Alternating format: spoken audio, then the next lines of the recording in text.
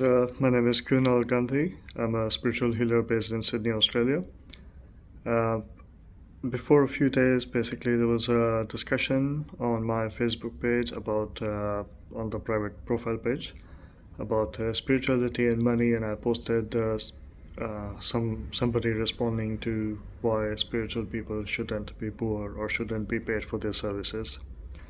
And I had some interesting responses to that, so I thought I'd do a little bit of digging to see why certain people think that spiritual people shouldn't be earning money.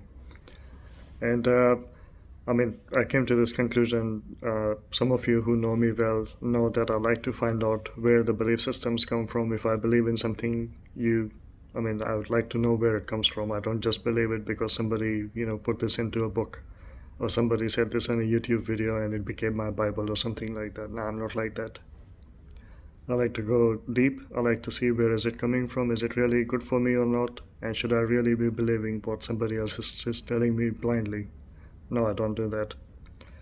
But anyways, so the reasons that I could uh, come to were, one of the reason is sometimes people spend so much time either becoming engineer, doctor, or other professional that they don't value other jobs, other professions at all, basically. And if you ask me, this is pure ego because each and every job is as important as your own job. If you didn't have that cleaner who is coming to your home to clean everything, would you be doing it yourself?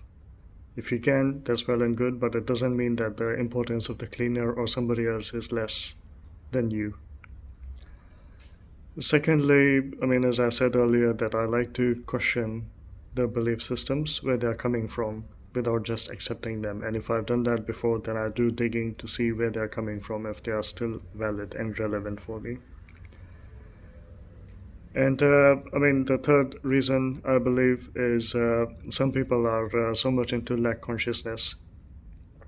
Like, this is also like an egoistic sort of battle as well. So it could be that people want to be always in control. They always want to be the one who is on the top, who has the power to give money to others or something like that. Like a mental, egoic sort of boost.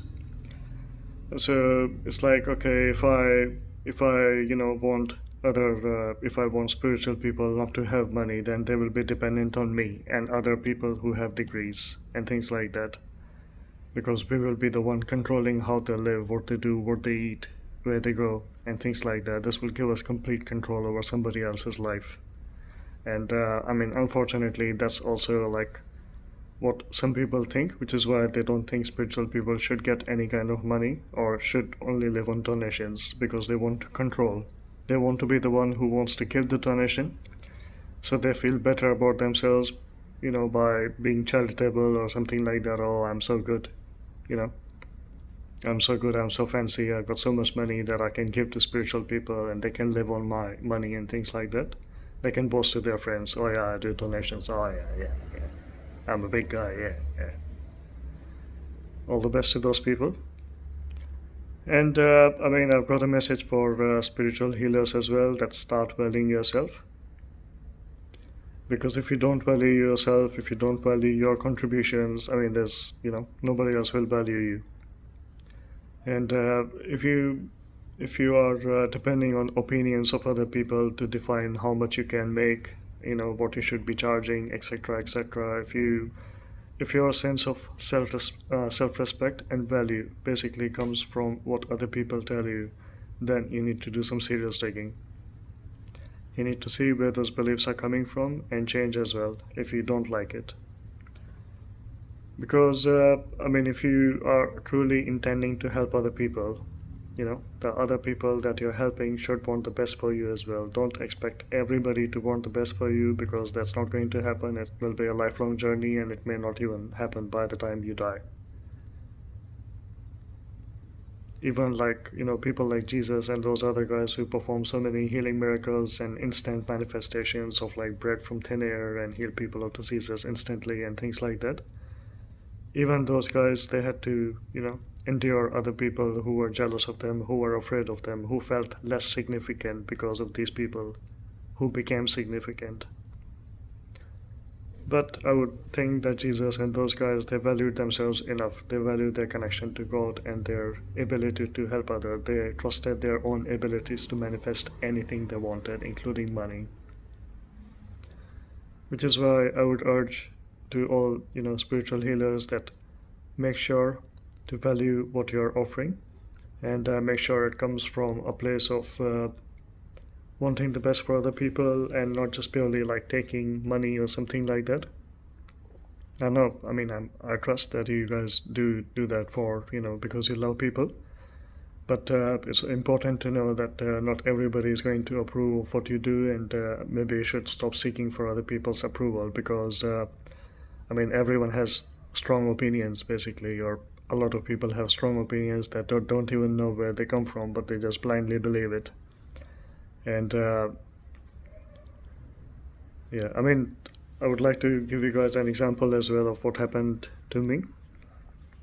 I mean, this is an example around strong opinions. When people have strong opinions, they don't know where those strong opinions come from, but they just decide to, embody them. They just decide to take it forward in their life. I bought my first, well, not the first one, the second digital camera. And some people, certain friends of mine who love photography as much as I do, or maybe more, they had a look at my camera and they're like, nah, this is not professional camera, and nah, this is not good enough, this is not good enough. I don't think you will take any good pictures with this one, and things like that. So they decided to basically express displeasure at my camera, and they were like, nah, this is not good. This is, they devalued basically what I got. And I was so happy. Unfortunately, my happiness was kind of shot down because of their opinion temporarily. What I did following that is I went to speak with somebody who had more than 45 years of experience in professional photography. This guy, he had worked with all cameras from all companies basically. And someone with 45 plus years of experience who has been, working for Nikon at a very senior position as well, you would, respect the guy. What he said to me is that what those guys are telling you is bullshit. They don't know what they're talking about. They're talking about those camera, technologies which existed like a long time ago. They're just carrying somebody else's beliefs without knowing why they are carrying them. This is what I call unawareness. People who are not willing to be aware enough to know where the thoughts they are thinking are coming from. But anyways, enough of my ranting.